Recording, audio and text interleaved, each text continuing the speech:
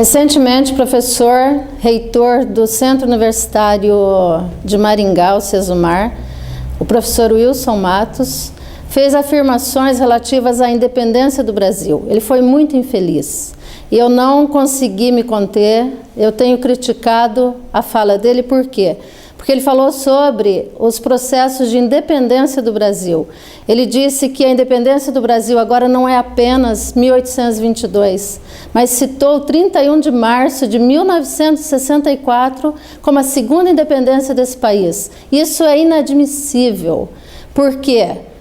O que aconteceu em 31 de março de 1964 foi, na verdade, contrário a qualquer movimento de independência. Naquele momento se implantou uma ditadura por meio de um golpe de 64, chamado golpe de 1964, que na verdade cessou todas as liberdades individuais, acabou com a independência do país, acabou com a soberania do Brasil, inclusive porque o Brasil, a partir daquele momento, passou a se submeter ao imperialismo norte-americano, porque eram os norte-americanos que estavam aqui ditando as regras para o nosso país soberano, para a nossa nação que a gente tanto ama.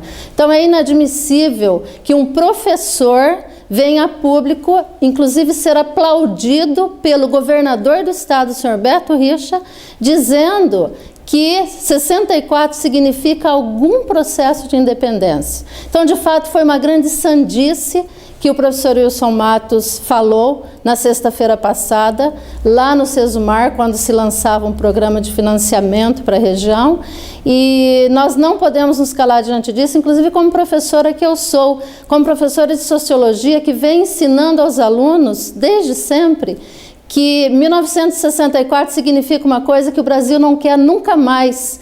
O professor Wilson Matos vai explicar para os alunos e vai explicar para aquelas famílias, para os familiares daquelas pessoas que foram presas pela ditadura, foram desaparecidas. Explique para o senhor Américo Vermelho, lá em Mandaguari, o que aconteceu com os 2 filhos dele que foram estudar em Curitiba e jamais retornaram de volta, nem para ele poder enterrar.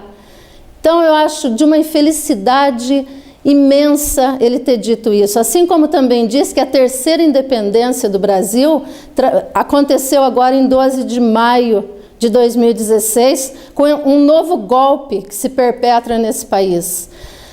A democracia é admirável, todos nós temos que ajudar a construir esse processo de democracia no Brasil. Não podemos jamais nos subordinar a golpistas, nos subordinar a retrocessos, como o que significa tanto 1964, como o que significa o 12 de maio agora, com o golpe que retira uma presidente sem que, de fato, haja qualquer acusação em relação a ela. Então, não podemos nos calar. Esse tipo de afirmação de uma autoridade que inclusive se autodenomina reitor, porque reitor é só de universidade, centros universitários, ele é um diretor, mas ele tem inclusive a liberdade, numa democracia, de se autodenominar reitor. Então, de uma autoridade como essa, a gente não poderia, alguém que está lá na educação, a gente não pode perdoar de forma alguma, deixar passar uma afirmação desse tipo. E pior ainda, que muito, mas muito me deixa perplexa. Governador desse estado aplaude uma sandice dessa. Isso é inadmissível. Governador Beto Richa deveria ter censurado naquele momento aquela fala, porque uma fala como essa merece ser censurada, a despeito de eu defender a democracia e defender inclusive o direito do sujeito falar bobagens de vez em quando. Mas então, gostaria mesmo de me posicionar, inclusive em respeito aos meus alunos, porque uma coisa como essa faz com que os meus 30 anos como professora dentro de sala de aula seja colocado em xeque. Se a gente deixar passar uma fala como essa, de fato estamos concordando com ela, e eu não concordo com ela.